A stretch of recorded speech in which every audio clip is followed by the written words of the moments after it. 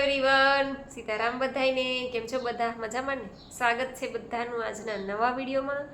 અને બસ તમને લોકોને પોસ્ટર જોઈને તો ખ્યાલ આવી જ ગયો હશે કે જામનગરથી છે. અને એમણે મને ફોટા તો 4-5 દિવસ પહેલાં જ મોકલી દીધા હતા, પણ હું થોડીક વ્યસ્ત હતી અને નૈત્રીને પણ 2 દિવસથી થોડુંક શરદી ને તાવ ને એવું છે, એટલે વિડીયો એડિટ કરવાનો ને કંઈ ટાઈમ મળતો નહોતો. અને આજે તો શનિવાર છે, આજે તો એ સ્કૂલે નથી ગઈ. સવારમાં મેં ઉઠાડીને તૈયાર કરીને પછી કે મમ્મી મારે સ્કૂલે જવું જ નથી, મને તાવ આવ્યો છે, મારે સ્કૂલે નથી જવું, જરાક શરદી જેવું છે ને, તો એને મોકો મળી ગયો. પછી રોઈને એવું બધું કર્યું, એટલે મેં કીધું રોશે ને તો પછી શરદી વળી વધશે. એને આમે આજે શનિવાર છે એટલે અડધો દિવસ જ હોય, એટલે મેં કીધું ન જાય તો કાંઈ નહીં. એટલે પછી આજે સ્કૂલે નથી ગઈ, એટલે પછી આખો બપોર બેન ધમાચકડી બોલાવે. એટલે બાકી તો બપોર વચારે હું થોડુંક વિડિયાનું કામકાજ કરી લઉં, પણ આજે કાંઈ થયું નહીં.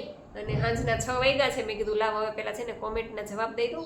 અને ખાસ તો આ બેને મને 4-5 દિવસ પહેલાં જ ફોટા મોકલ્યા હતા બેને, પણ ટાઈમ નહોતો મળ્યો, એટલે આજે તો મેં કીધું ટાઈમ કાઢી જ લઉં. અને બેન છે જામનગરથી છે, અને બેન બહુ જ ઓવરવેટ હતા. તમે જો કે એનો ફોટો આગળ જોયો એટલે ખ્યાલ આવી જ ગયો હશે કે બેનનો કેટલો વજન હતો. અને વજન ઉતરતા બેને જ્યારે શરૂઆત કરી ને ત્યારે એને વાત થઈ હતી મારી હારે, મેં વાત કરી હતી, મને યાદ છે કે બહુ જ બધું કરી લીધું, કાંઈ બાકી નથી, એવું બેનના પોતાના શબ્દો હતા. કે એક્સરસાઇઝ, વોકિંગ, ડાયટ પણ કરતા, એવું નથી કે ન કરતા, પણ એનાથી એટલો બધો ફેર નહોતો પડતો. એટલે એવું બધું બેન કહેતા હતા. મને તો 2-3 મહિના પહેલાંની આ વાત છે, ત્યારે મને અડધું યાદેય નથી. અને એવું પણ કહેતા હતા કે ઝુંબા ડાન્સમાં પણ જાતા. ઝુંબા ડાન્સમાં તો કેવા થાકી જાય, એક તો એનું એટલું શરીર, અને એવા શરીરમાં ડાન્સ કરવો એટલે બહુ અઘરી વાત છે, બહુ અઘરું છે. આ તો બધું છે ને જેને ઓવરવેટ હોય ને એ લોકો તકલીફ ભોગવતા હોય ને એને જ ખબર પડે કે કેટલી તકલીફ થાય છે. ઓવરવેટ આટલો બધો વજન લઈને ઘૂમવું ફરવું, કેટલી તકલીફ થાય, હાથ પગના દુખાવા, કમરના દુખાવા. તો ખાસ તો બેનનો ખૂબ ખૂબ આભાર કે બેને ફોટા મોકલા, જેથી કરીને તમે લોકો જોશો અને આ વિડીયો જેટલા લોકો પણ જોશે એને પ્રોત્સાહન મળશે કે નહીં, આ બેન આટલા બધા જાડા હતા અને એને એનું વજન આ સિસ્ટમથી ઉતાર્યું છે અને આટલા સ્લિમ થઈ ગયા છે. હજી એની સિસ્ટમ ચાલુ જ છે, હજી એની સાધના ચાલુ જ છે, એટલે હજી એમનો વેટ લોસ તો થશે જ. તો ખૂબ ખૂબ આભાર બેન તમારો, તમે ફોટા મોકલા એ બદલ. તો બેન તમને ખૂબ જ સરસ રિઝલ્ટ મળ્યું છે અને ખૂબ જ સરસ રીતે તમે આ સાધના કરો છો. અને બસ આવી જ રીતના જોડાયેલા રહેજો, આગળ વજન તો તમારા ઉતરશે જ. અને હવે તો કદાચ લોકો તમને કહેશે કે તમારો વોઇસ ક્લિપ પણ મોકલો, કેમ કે તમને આટલું બધો ફેર પડ્યો છે. ફોટો જોઈને જ લાગે છે કે ઘણો બધો તમને રિઝલ્ટ મળ્યું છે. તો બધાને ઉત્સુકતા હશે જ કે તમે તમારો વોઇસ ક્લિપ મોકલો અથવા તો તમારો વિડીયો બનાવીને મોકલો, તો એ આપણી ચેનલ ઉપર મૂકવું, જેથી કરીને બીજાને ખ્યાલ આવે કે તમે કઈ રીતના વેટ લોસ કર્યો છે, તમે શું આખા દિવસ કેટલા કલાકના નિર્જળા કર્યા છે, કેટલી વાર તમે એનીમાં લીધો છે. આ બધું જો તમે જણાવશો તો તમારો ખૂબ ખૂબ આભાર. અને બધાને જાણવા મળશે, આપણે યુટ્યુબ ફેમિલીને આખીને ખબર પડશે કે તમે કઈ રીતના વેટ લોસ કર્યો છે. તો ખૂબ ખૂબ અભિનંદન તમને, તમારો આટલો બધો વેટ લોસ થઈ ગયો છે. અને આવા રિઝલ્ટ જોઈ અને ખરેખર ખૂબ જ ખુશી થાય છે, ખૂબ જ આનંદ થાય છે કે હું જેટલો પણ સમય ફાળવું છું એ બધું એમ કહું ને કે દૂધ દોણામાં જાય છે, અફાળ નથી જતું. જેટલા પણ લોકો આપણા વિડીયો જોવે છે, 50 લોકો જોવે છે, એમાંથી 5 લોકો આ સિસ્ટમ એડોપ્ટ કરે છે અને એને ફાયદો થાય છે, તો એ બાને આપણી સેવા થાય છે. બીજું કાંઈ મારો બીજો કોઈ હેતુ નથી. તો બસ ખૂબ ખૂબ આભાર તમારો. અને વિડીયો બને એટલા વધુ ને વધુ શેર કરતા રહેજો.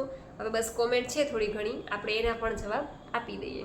અને બીજી એક વાત ખાસ મારે કહેવાની કે 4-5 દિવસ પહેલાં મેં વિડીયો મૂક્યો હતો અને મને નામ ખબર નથી અને બેનના નંબર પણ મેં સેવ કર્યા નથી, કેમ કે ફોન કેટલા બધા આવતા હોય એટલે સેવ કરવાના આવે નહીં. જેનો ફોન આવે અને ઉપડો એની યાર વાત થઈ ગઈ, પછી આપણને યાદ આવે તો હું તમને કહું. ત્યારે મને યાદ આવ્યું હતું એ બેનનું, તો ત્યારે મેં કીધું હતું કે બેન એ કહેતા હતા કે મને લો બીપી જેવું થઈ જાય છે અને 2 દાડમ નાખે છે બેન, ગ્રીન જ્યુસમાં 2 દાડમ નાખી દે છે. એટલે મેં બીજા જ દિવસે કીધું હતું કે 2 દાડમ કોઈ ન નાખતા, અડધું જ દાડમ નાખવાનું છે. તો એ બેન જો આ વિડીયો જોતા હોય તો પાછો મને ફોન કરજો, કેમ કે મને એની ચિંતા થાય છે. મારી પાસે એનો નંબર સેવ કરેલો નથી અને મને એનું નામ પણ યાદ નથી. તો હજી અઠવાડિયું 8-10 દિવસ જેવું થઈ ગયું છે. બેન હારે વાત થઈ હતી એને. તો બેન, તમે જો વિડીયો જોતા હોય મારો અને તમારા સુધી પહોંચે તો તમે મને પાછો ફોન કરજો. તમારી તબિયત કેમ છે જણાવજો. અને 2 દાડમ નાખવાનું નથી, કોઈએ પણ 2 દાડમ નાખવાનું નથી. દાડમ અડધું જ નાખવાનું છે, અને એ પણ નાનું હોય તો. જો મોટું દાડમ હોય તો તમારે અડધું પણ નથી નાખવાનું, અડધામાંથી થોડુંક રાખી દેવાનું, કેમ કે દાડમ છે બહુ જ સ્ટ્રોંગ છે. તમારે અંદરનું જૂનામાં જૂનું કબજિયાત હશે ને એ તોડી નાખશે. એટલે દાડમ 2 નાખો તો તમારી હાલત કેવી થાય, તમે ટોયલેટમાંથી ઊભા જ ન થઈ શકો, એટલું બધું સ્ટ્રોંગ છે. એટલે દાડમ કોઈએ એટલું બધું નાખવું નહીં, કેમ કે તમે 6 કલાકના રીઝળા કર્યા છે.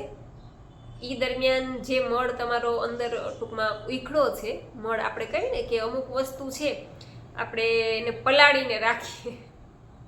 વાસણ કોઈ બળી ગયું હોય, ચાની તપેલી છે આ છે, આપણે એને પલાળીએ અને પછી કેવું ઘસીએ તો એકદમ ચોખ્ખું થઈ જાય. આ એના જેવું જ છે. એટલે આપણે 6 કલાકના છે નિર્જળા કર્યા છે, એ દરમિયાન જેટલો પણ મળ અંદર ઉખડો છે એ મળને બહાર ધક્કો મારે છે. દાડમ, આમળા, ગ્રીન જ્યુસ આ બધું છે, કારેલાનું જ્યુસ આ બધું એટલા માટે જરૂરી છે. તો જે લોકો ગ્રીન જ્યુસ ન પીતા હોય એ લોકો પણ ગ્રીન જ્યુસ પીજો. અને દાડમ અડધાનું પણ ઓછું નાખવાનું છે. માનો કે પહેલે દિવસે તમે ટ્રાય કરી કે તમને અડધું દાડમ નાખ્યું, અડધાથી ઓછું નાખ્યું, એનાથી તમને પ્રેશર નથી આવ્યું, તો કાલે તમારે અડધું નાખવાનું. આમળામાં પણ એવું તમે કરી શકો. 3 આમળા નાખ્યા, તમને પ્રેશર ન આવ્યું તો કાલે તમારે 4 આમળા નાખવાના. અને 4 આમળા નાખ્યા પછી તમને એમ થયું કે એકદમ વધારે ટોયલેટમાં જવું પડ્યું તો પાછા 3 કરી નાખવાના. એટલે આ તમારે તમારી બોડીની અકોર્ડિંગ બધાએ કરવાનું છે. કોઈને 3 આમળામાં પ્રેશર આવી જાય, કોઈને 2 આમળામાં પણ આવી જાય છે. એટલા માટે આ તમને તમારા બોડી ઉપર તમારે ખાસ કરીને ધ્યાન રાખવાનું છે. તો વિનીતાબેન પટેલ, અમદાવાદ, જય માતાજી બેન, તમે કીધું કે એકલી મેંગો ખાઈને પણ કરી શકાય. તો એકલી મેંગો ખાવાથી પછી વિટામિન અને હિમોગ્લોબિન બધું ઘટી ના જાય, કોઈ તકલીફ ના થાય ને બેન? મને એ સમજાવજો ને. ના, કોઈ જ તકલીફ ન થાય.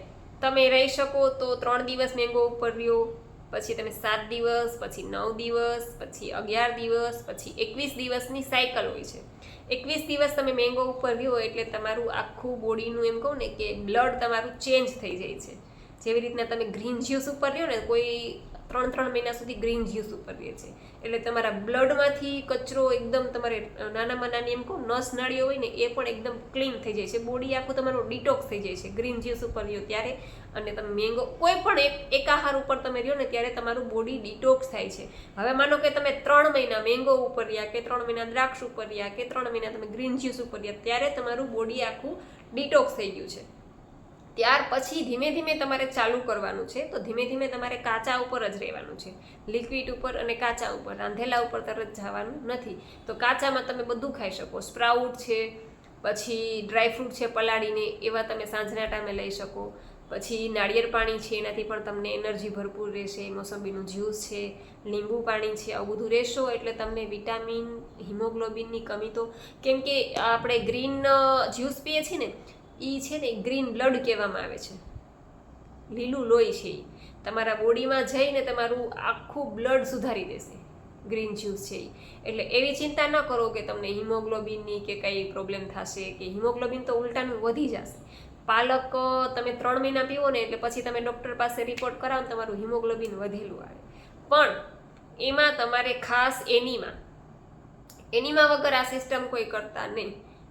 અને હા, એનીમાની જે પાતળી નળી છે, પાતળું કેથેટર છે, એ પણ આપણે 15-20 દિવસે, મહિને ચેન્જ કરી નાખવાનું છે. કેમ કે ઇન્ફેક્શન કોઈ પણ જાતનું થાય નહીં, એ ખાસ ધ્યાન રાખવાનું. ભલે તમે નળી ધોઈ સાફ કરીને મૂકતા હોય તો એ મહિનો દિવસ થાય એટલે તમારે તમારી નળી ચેન્જ કરી નાખવાની છે. કેમ કે બીજો કોઈ ખર્ચો નથી આમાં.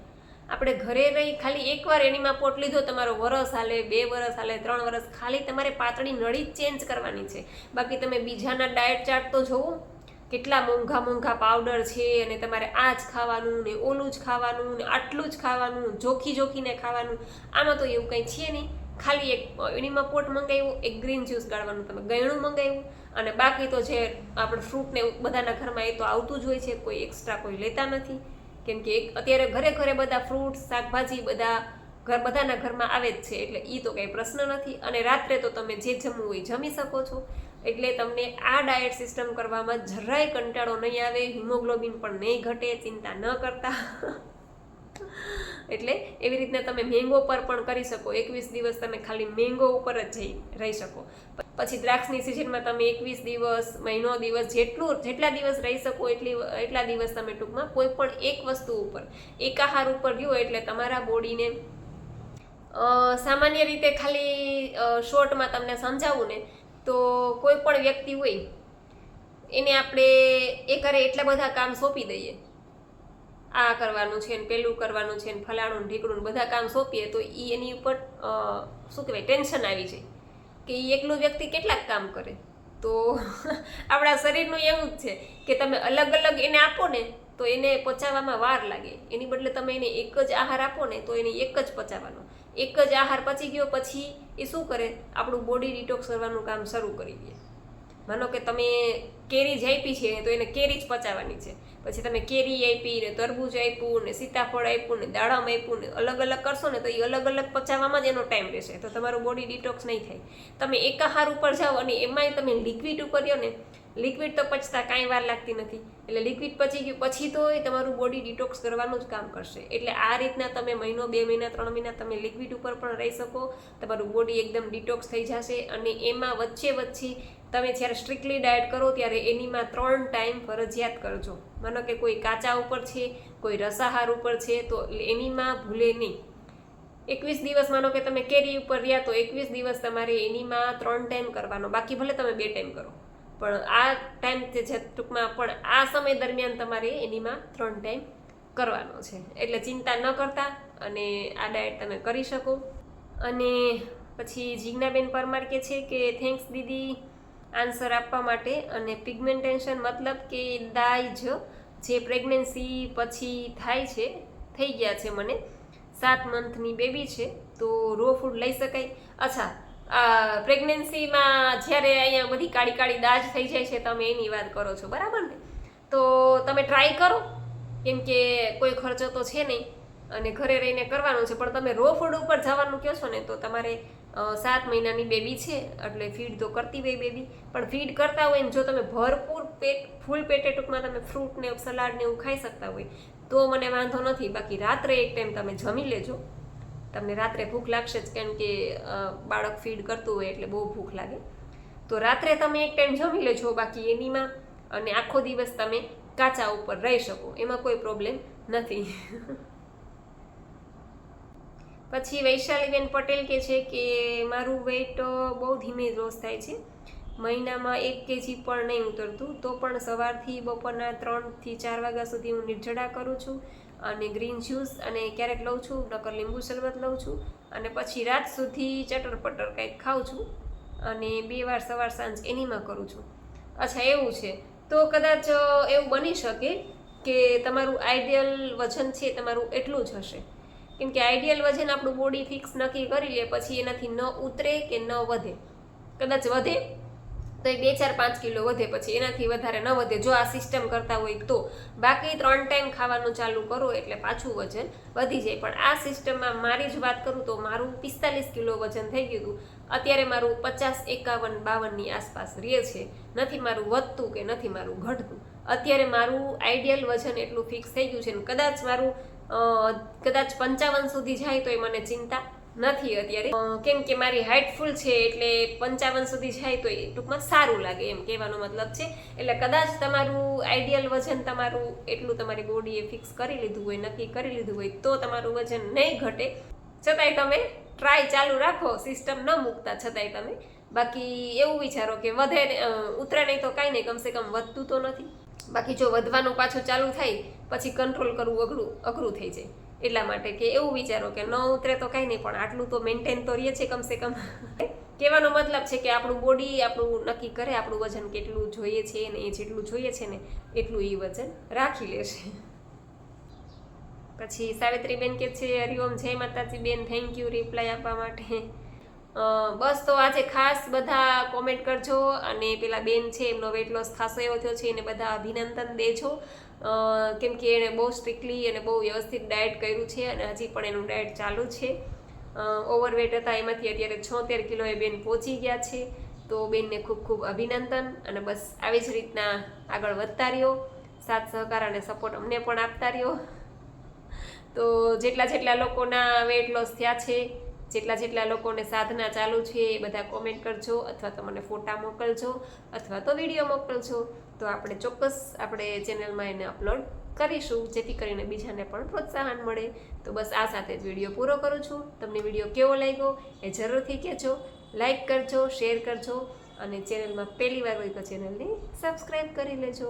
તો મળશું પાછા કાલે નવા વિડીયો સાથે. ત્યાં સુધી આવજો. જય સિયારામ, જય રામજી કી.